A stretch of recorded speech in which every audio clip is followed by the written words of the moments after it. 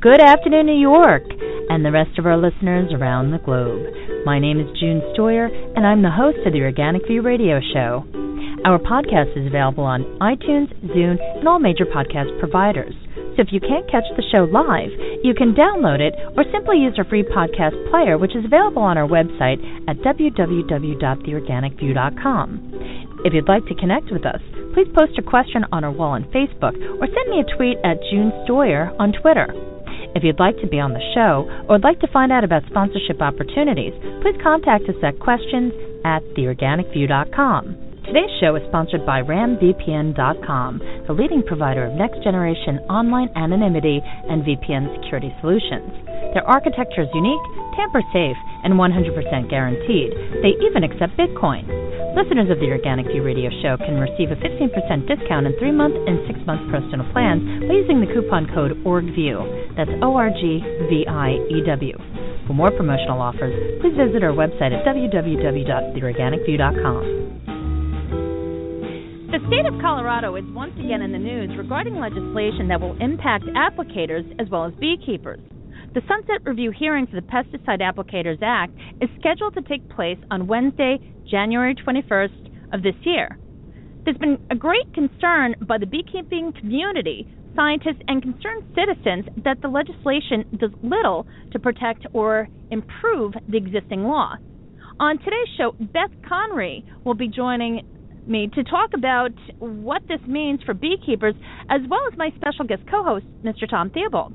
So first, I'd like to welcome to the show Tom Theobald. Hello, Tom. Hello, June.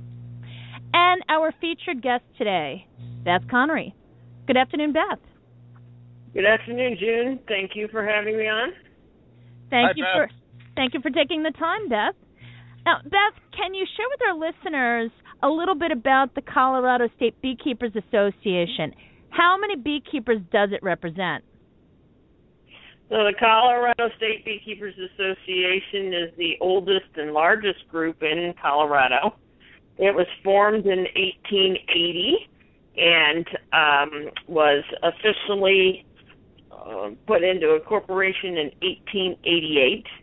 At present, we have somewhere in the range of 1,700 to 1,800 members. Thank you. Now, and those members represent... go ahead. No, go ahead. Go ahead. Finish, please. I said those members represent all aspects of the beekeeping community, from 2 hive owners to 2,000 hive owners. Thank you. Now, currently, the Sunset Review time period is 10 years. Tom, perhaps you can explain to our listeners why there's such an extremely long time to review this. I mean, even the IRS takes less time. But if you could also share a little bit of the history. Sure, I'd be glad to. This will be my 40th year of beekeeping, so I have some experience with this advisory committee, and it's curious at best. We've had to deal with pesticides from the very beginning, and that's the reason that we formed the Boulder County Beekeepers Association in October of 1975. At that time, we had little power. We don't have much more power today, but our intent was to try to be cooperative and avoid the damages from pesticides, and we created one of the first and leading spray alert programs in the United States, and we coordinated with the aerial applicators. They would call us the night before. We would do our best to protect the bees. And in about 1993, a pesticide that had been a serious problem in the 70s returned to the market. It had been sold to a French oil company. It was encapsulated parathion, and we began to fight that battle. And we went round and round with the Colorado Department of Agriculture. We were getting little help. They were doing their best to avoid the problem, dismiss the problem. Finally, CSU appointed a mediator, a very nice lady, and she did some investigation, and she called me one day and she said, "Tom, I think I found the answer to these communication problems." And I said, "Really? What's that?" She said, "It's called the Pesticide Advisory Committee. And it's intended to deal with just these kinds of things." I said, "Well, who's responsible for it?" She gave me the name, and It was the very lady at the Colorado Department of Agriculture who was in charge of the pesticide programs that we'd been dealing with for probably a year and a half or 2 years. Never once had she even suggested that there was such an advisory committee. So they've done their best to keep it a secret. It's no longer a secret, but what it is really is it's intended to give the illusion of oversight when there really is little or none. We're still facing huge pesticide problems, and they're doing very little to help. And we've tried to get a beekeeper on that advisory committee for more than 20 years and have been continually thwarted. So the review is for 10 years because they couldn't get away with 20 years. But that's ludicrous. There is not one beekeeper on this advisory committee? No. Never has been. How is that even possible? Well, they did it. It's possible. They did it.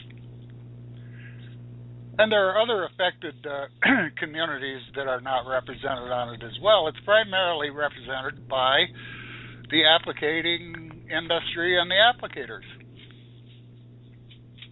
Now, correct. As a part of the Pesticide Applicators Act, this Pesticide Applicators Advisory Committee was formed, and the advisory committee membership is currently 11 people, 7 of them applicators, 2 of them members of the public, 1 from CSU specializing in pesticide safety, which is currently an extension agent, and 1 member of the Colorado Department of Public Health.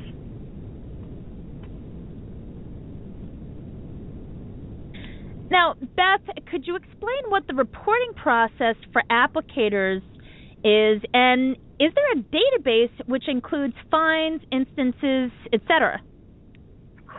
Okay, so applicators are required to keep reporting documentation of their applications. That database is required presently for 3 years, although the sunset review process suggested that it be changed to 2 years to match federal requirements. But even though the applicator is required to keep the data on the applications, the applicator is not required to make those reports public. So how is the information supposed to be ascertained? It isn't. It isn't, correct. Wow. There is a small group that has a process in place, and that is chemically sensitive individuals have the opportunity to sign up on a list and get called as being a member of that list. But that's the only group that falls into a category that allows for that type of information to be transferred to them. And that is not publicly available? I don't know about the chemically sensitive persons list being publicly available, but at least the list is available to the applicators so that they, and mandated that they are addressed, their concerns are addressed through that process. But beekeepers, organic farmers, kids, all sorts of other people that would be potentially adversely affected by pesticides do not have that mechanism in place. What do you mean by kids, Beth? I've heard people concerned about these sprays being applied around schools and things like that. Is that what you're talking about? Yes, I am. Okay, so there's a long track record of documented risks associated with pesticide exposure in children, and that children's health issues are not addressed in the current version of the Pesticide Applicators Act, nor are they proposed to be addressed in the next version of the Pesticide Applicators Act, which would be in effect from 2015 to 2025. Beth, you and several others in several groups spent a year going through this legislation and making what seemed to me to be some very sensible recommendations. How were those handled? What was the response? I too felt that we had made some reasonable recommendations. We tried to stick fairly middle of the road. We were rebuffed on nearly all fronts in that the report that came out of DORA and went to the legislature that is coming up for discussion at the legislature did not contain any of the requests that we had made to DORA. There was some requests that were made, but not necessarily in the some requests that were handled, but not necessarily in the manner in which they were requested. So, for example, we asked that the Pesticide Advisory Committee have an increased balance on it, and they increased the number from 11 to 13, but did not add in a beekeeper or a health professional with respect to children's health issue. Wow. This is just amazing that this is going on in Colorado. I'm just curious if there are any other states that are experiencing the same dysfunction. Do you have any idea, Beth? I do not. I know that there are some other states that have made some significant strides with respect to school issues. Texas and Utah do a better job of actually mandating integrated pest management for schools in those states. New York does as well, yeah. Yes, and so I'm more familiar with the Western groups. Certainly, or Western states, I should say, Oregon and then selected cities are also making changes to their pesticide regulations based on both science and public support for those changes. Wow, that's very interesting. And it is that it's nice that communities can do that. So, you can get Portland and Seattle and various cities that are able to actually make changes to pesticide law, but that too is precluded in the Pesticide Applicators Act here in Colorado. The state has primacy and there is no local control allowed on pesticides.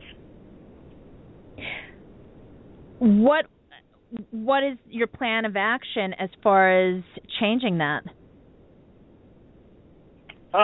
We are going to try and meet with the Senate Agricultural Committee on the review this next week on Wednesday. It is a limited time hearing.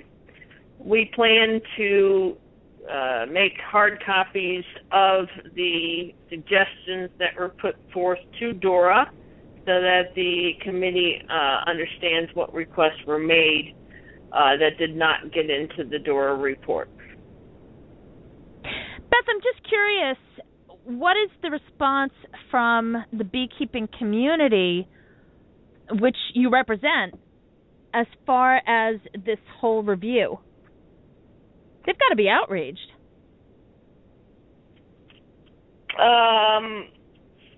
Well, I certainly am, and disappointed too. Beekeepers are a diverse lot, so some are much more politically active than others are, and that works against us in situations such as this where we could really use a united force. What do you hope will happen at this upcoming meeting? Or hearing, should I say? The hearing is strictly preliminary, and it's taking place in the Senate. So it has a long way to go to wend its way through Colorado State Legislature. So we're just going to navigate those waters as best we can and see if we get a better outcome at the end of them. Well, thank you, Beth. It'll be certainly it will be very interesting to see what happens. Tom, since you have 4 decades of experience, what do you think is going to happen? Do you think that they'll make the necessary changes or continue to continue this dysfunction? Well, I was thinking as Beth was talking, and I was trying to remember when my first contact was with the advisory committee. It was about 1992, and the EPA was surveying states to determine the level of their pesticide problems, and we were having serious pesticide problems at that time. We have throughout my entire 40 years, and what amazed me and drew my attention to this subject is that the state of Colorado, the Colorado Department of Agriculture, did not even respond to the EPA. The conclusion on the part of the EPA was that Colorado had no problems. Of course, I couldn't let that stand, but this group has, its main mission has been to keep down the interference with the chemical form of agriculture. And understand, I'm not a zealot. I understand that chemistry has a place, but there need to be some sanctions and some rules, and there aren't. Well, it also needs to be a little bit fair. It seems really strange that there isn't one beekeeper. Well, the point I want to make, though, is that we're fighting fires here. We're trying to change these from the bottom, from the citizen level, and that's certainly appropriate. But this Pesticide Advisory Act and the Advisory Committee has been misused, not because the people on there are necessarily evil or the people in the Colorado Department of Agriculture are evil. It's because they're carrying out instructions. This Pesticide Applicators Act and the Advisory Committee is being misused because of direct instructions from middle and upper management. I can only conclude that working level people are not making decisions like this. They're being told to do what they're doing, and it's wrong, and it needs to be changed, and the Colorado legislature needs to take a hard look at what its role has been in this. Well, it'll be interesting to see what happens. But Beth, thank you so much for taking the time to come on the show today. It's, as I said, it'll be interesting to see how this pans out. Well, thank you, June, for having me. And Tom, thanks again for your contribution as well. Thanks, June. Thanks to both of you. And folks, thank you so much for tuning in. Please check out the companion article, which will be available on theorganicview.com. Have a great afternoon, everyone.